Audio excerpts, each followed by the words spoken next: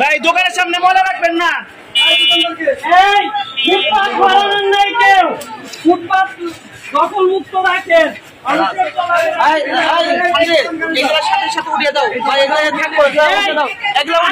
সময় দিলাম, এটা কি ভাই? এই জায়গায় বসে করে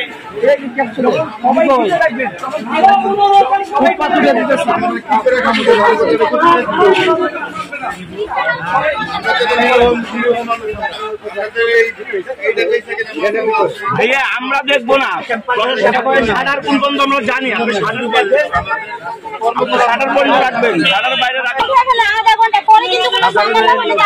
আমরা কি করবো?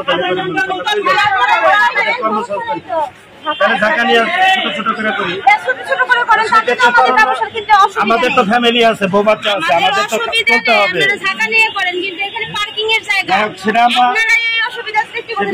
আমরা তো বলতেছি না যে আপনি এই করতেছেন, আমরা অবশ্যই চাপিয়া চুপিয়া করি, চাপিয়া চুপিয়া করি। বছরের মধ্যে আমি সিঙ্গাপুর চাই, সত্য কথা বলতে, ঠিক আছে?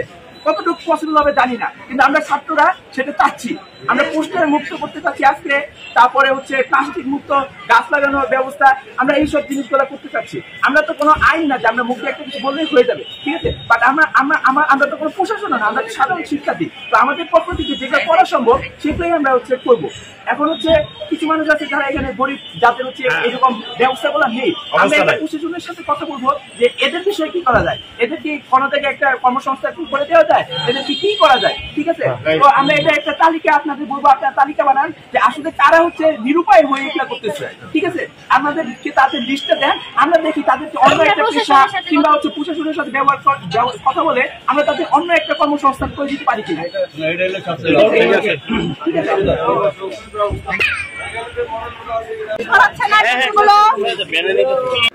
প্রিয় দর্শক, আপনারা দেখতে পাচ্ছেন যে ক্যাপসুল মার্কেটে অবৈধ ফুটপাত দখল করে অনেক ব্যবসায়ী এরকমভাবে বিজনেস করে যাচ্ছে দীর্ঘদিন যাবৎ।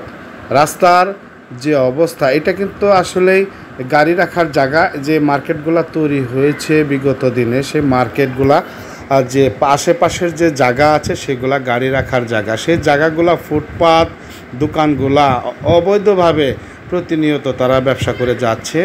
বৈষম্য শিক্ষার্থীরা, আন্দোলনকারী যারা এই মুহূর্তে যারা মাঠে নেমেছে, তারা কিন্তু দেখতে পাচ্ছেন যারা ফুটপাত দখল করে বিভিন্নভাবে ব্যবসা বাণিজ্য চালিয়ে যাচ্ছে, তাদের প্রতিহত করার জন্য তাদের সুন্দর একটি ভাবে সাইড হয়ে অথবা ছাতার নিচে অথবা ঝুড়িতে ঝাঁকাই করে তাদের ব্যবসা করার জন্য তারা বলে দিচ্ছে, এবং যাতে এইভাবে ছড়ানো ছিটানোভাবে কেউ ব্যবসা বাণিজ্য ক্যাপসুল মার্কেটে করতে না পারে। আপনারা দেখতে পাচ্ছেন যে আজকে গণমাধ্যম কর্মীরা কিন্তু যারা শিক্ষার্থী তাদের সাথে কিন্তু একমত পোষণ করেও তারাও কিন্তু মাঠে কাজ করছে। এবং দেখতে পাচ্ছেন যে ক্যাপসুল মার্কেটের ভেতরের গলি যেটা দেখতে পাচ্ছেন যে এই যে আমি যাচ্ছি, আপনারা দেখতে পাচ্ছেন যে ভেতরে দেখতে পাচ্ছেন অসংখ্য ডাইনে বামে বিভিন্ন লোকজন কিন্তু এখানে ব্যবসা বাণিজ্য করে যাচ্ছে। এটা কিন্তু আসলেই কিছু সিন্ডিকেটের মাধ্যমে এই যারা বিগত সরকারের আমলে যারা ছিল তারা এইভাবে কিছু দোকানদারদের লিজ দিয়ে, কিছু টাকা পয়সার বিনিময়ে লিজ দিয়ে তাদের বসার একটা ব্যবস্থা করেছে। আসলে কিন্তু এটা ঠিক হয়নি, যেহেতু রাস্তা দখল করে ব্যবসা করার কোনো মানে হয় না। আশেপাশে যে দোকানগুলো আছে এই সব দোকানগুলোর জন্য কিন্তু তাদেরও বেচা কিনে অনেক কমে গিয়েছে।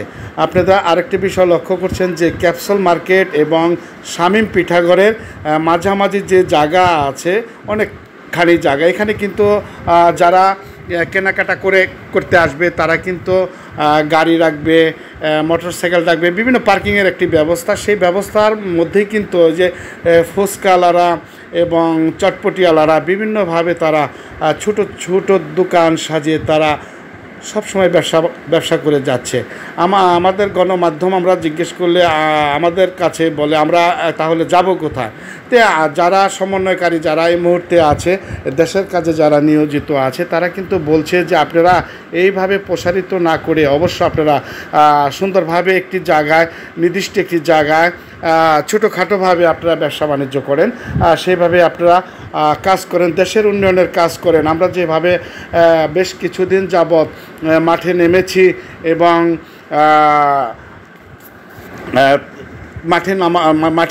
মাঠে নামার পরে দেখতে পাচ্ছেন আমরা কিন্তু শুধু ঘরে বসে নেই, আমাদের ছাত্র ভাইদের সাথে করে নিয়ে আমরা যারা আন্দোলনকারী, আমরা যারা নিয়মিত এখানে টাঙ্গাইলের এবং টাঙ্গাইল না শুধু এবং বাংলাদেশের সারা জেলায় কিন্তু আমরা শিক্ষার্থীরা আমরা মাঠে নেমেছি এবং আইন শৃঙ্খলা বাহিনী যারা কর্মবিরতি করেছে তার মধ্যেও কিন্তু আমরা মাঠে নেমেছি এবং রাস্তাঘাটে ট্রাফিকের যে যানজট সেটাও কিন্তু নিরসনে আমরা কাজ করে যাচ্ছি।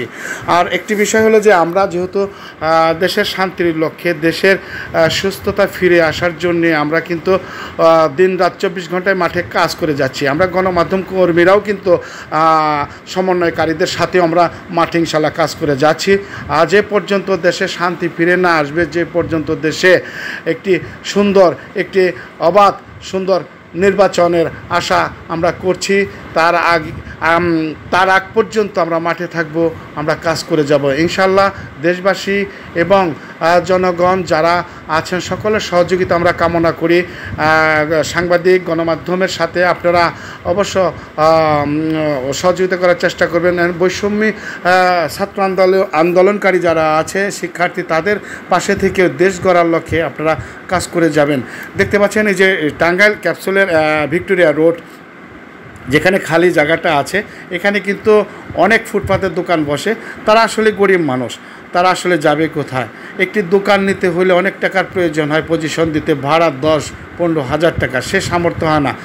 তাদের লবণ আনতে পান্তা ফুরিয়ে যায়, এই হচ্ছে বিষয়। বাংলাদেশের একটি দরিদ্র দেশ, কিন্তু এই দেশটা উন্নত করতে হলে আমাদের সকলেরই চেষ্টা চালিয়ে যেতে হবে এবং যাতে সুন্দরভাবে দেশটা আমরা সবাই মিলে করতে পারি। এই দেশ শুধু আমার না, আমার বললে ভুল হবে, দেশটা আমাদের সকলের।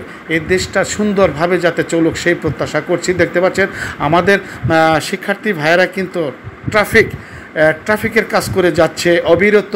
আমি গতকালও রাত্রি 1টা পর্যন্ত আমি শহরে ছিলাম। আমি দেখেছি যে রাত্রি টাঙ্গাইল পুরাতন বাস স্ট্যান্ড হতে নিরালা মোড় পর্যন্ত এবং মেন রোড পর্যন্ত এই শিক্ষার্থী ভাইয়েরা ট্রাফিক ডিউটি পালন করে আছে তাদের নিজ নিজ দায়িত্ব থেকে।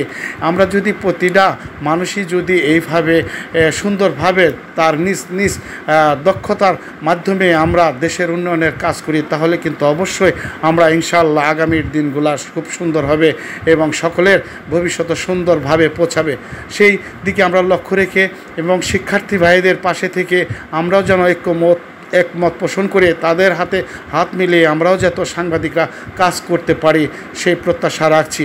প্রিয় দেশবাসী সকলকেই আমি বলতে চাচ্ছি যে দেশ গড়ার লক্ষ্যে, দেশ সুন্দর রাখার জন্যে এবং শিক্ষার্থী ভাইদের পাশে থাকার জন্যে আমি সকল সাধারণ জনগণ যারা আছেন সকলকেই সহযোগিতা করার জন্য আমি অনুরোধ করছি এবং আমরা যারা সাংবাদিকরা যারা মাঠে কাজকর্ম করছি তাদের পাশে থেকে আমাদের জন্য অবশ্য আপনারা দোয়া করবেন, সহযোগিতা করবেন। যে কোনো তথ্য, যে কোনো বিষয় তাৎক্ষণিক আমরা পৌঁছে যাব আপনাদের সেই তথ্য তুলে ধরার জন্য এবং সারা দেশে তুলে ধরার জন্য, সারা পৃথিবীতে তুলে ধরার জন্য। আমরা চাচ্ছি যে এই যানজট যাতে নিরসন থাকে এই মুহূর্তে, তা সেই প্রত্যাশা করছি যাতে আমরা নিজ নিজ দায়িত্ব থেকে আমরা এই বৈষম্যকারী ছাত্রদের সাথে আমরা একসাথে কাজ করতে পারি, তাদের সহযোগিতা করতে পারি। তারা যে পথে এগুচ্ছে আমরাও যাতে সেই সুন্দর পথটির মধ্যে আমরা যারা আছি আমরাও যেন এগোতে পারি, সেই দিকে আমাদের সহযোগিতা করবেন এবং ছাত্রদের পাশে থাকবেন, ছাত্রদের সহযোগিতা করবেন। সকলকে ধন্যবাদ জানিয়ে বিদায় নিচ্ছি। আল্লাহ হাফেজ। আসসালামু আলাইকুম।